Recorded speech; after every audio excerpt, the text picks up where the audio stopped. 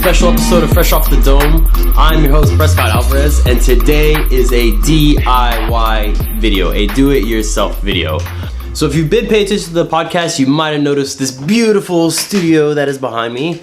I made and put together most of the items that we use. You know, whenever people see the stuff I build for the first time, my friends, whatever, they come over here, they always ask me, you know, who made that? And then like, I say me, and they usually just follow a question, well, how'd you do that? I didn't understand when people were impressed by what I did, because I do really basic, simple builds.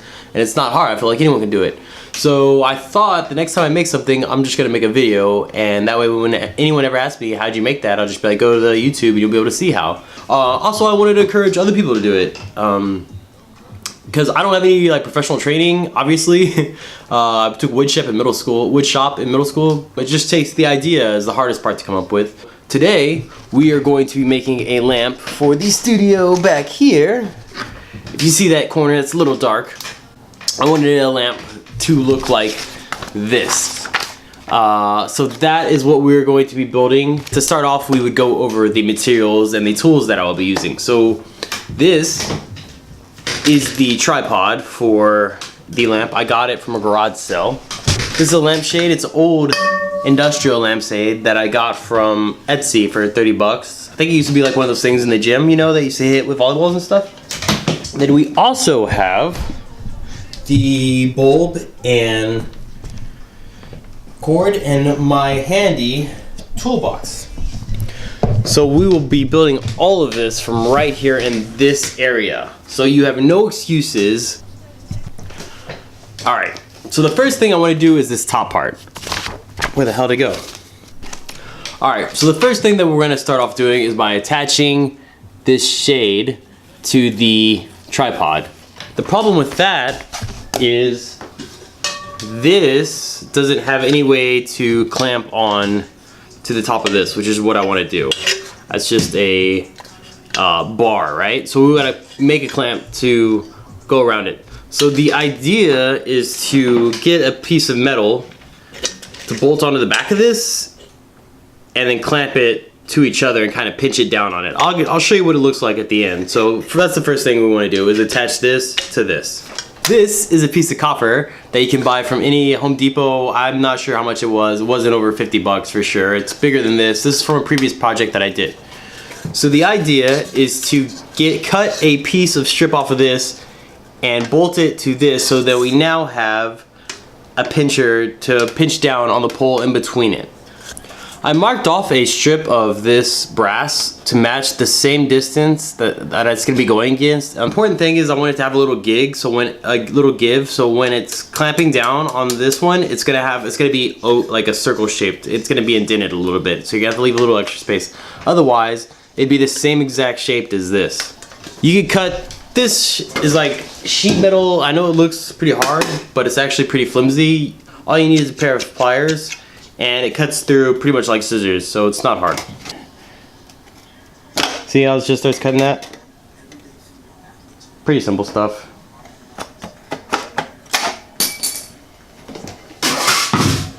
Ta-da! Alright, now that we have our new bracket, we're gonna attach it to this bracket. We're gonna bolt it down, so we're gonna drill a hole through both on either side of this.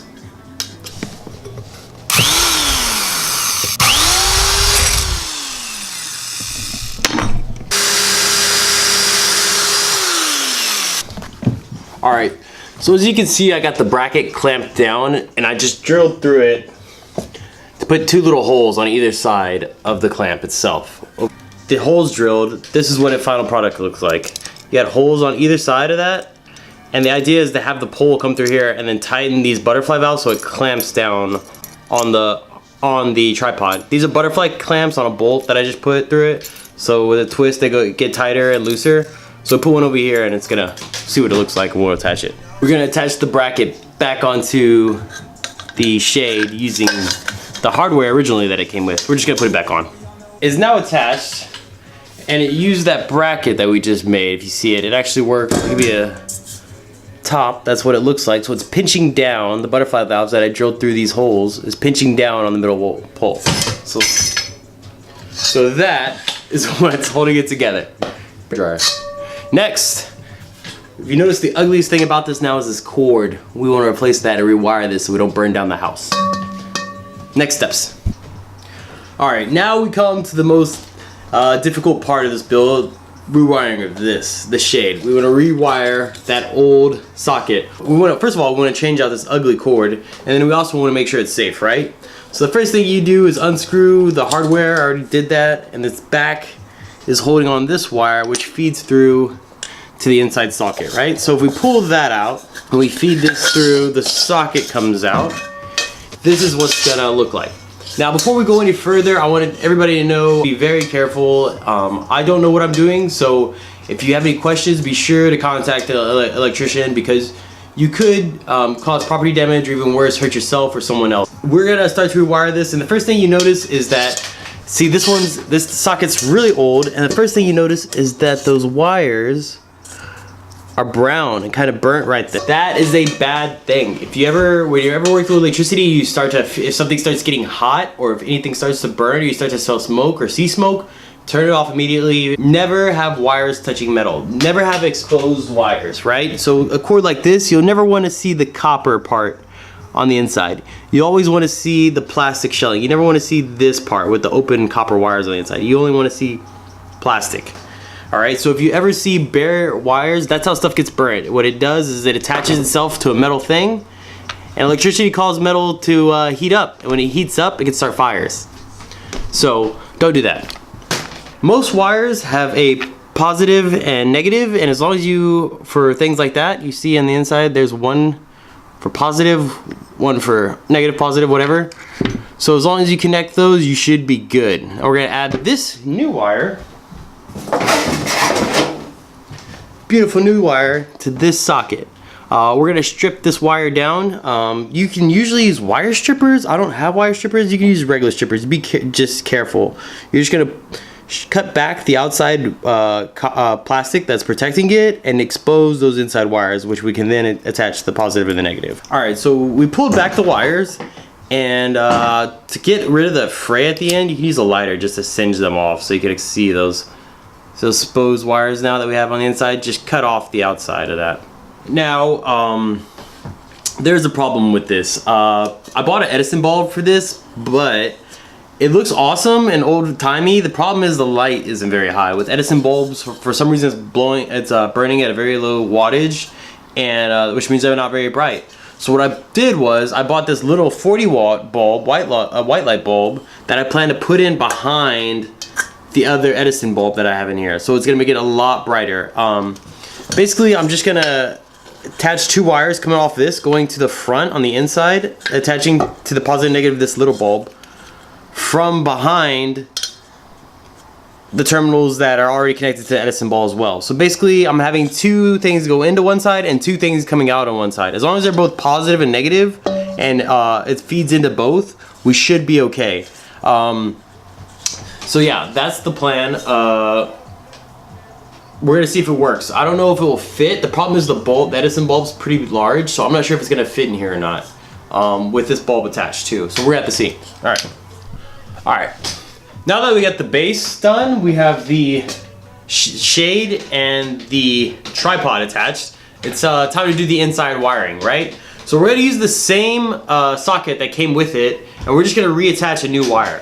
So what I did is I took the wire, attached two wires to the positive terminals and two wires to the negative terminal. I don't know if you can see that very well. Two wires to the positive, two wires to the negative. The idea is that we're gonna have this socket coming through attached to the front. So we're gonna have two bulbs in this lamp, even though it's gonna look like one, just so I can make it a little bit brighter. As long as you attach it the positive and negative of this one, you should be good too. So I'm gonna do that now.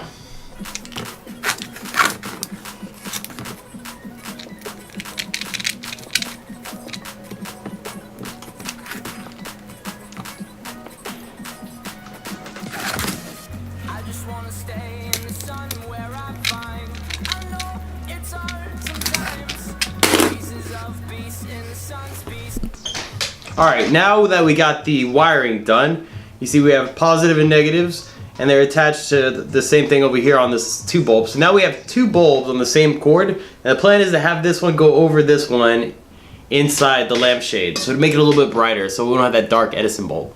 So now we're gonna put it inside. I put the wire through. All we have to do is attach it. It's got a backing that the original hardware came with that just screws right in. So we're gonna do that now. Alright, so this is the final product. I'm really happy with the way it came out. It looks pretty good. I'm gonna show you what the inside looks like. So as you can see, once we get in there, there's actually 2 bulbs inside.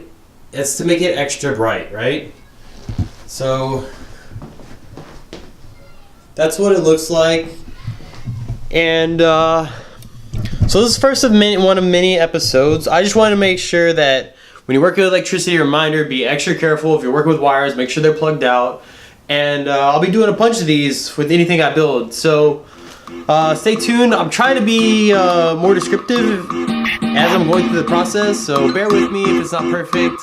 We'll get it next time. All right, thanks.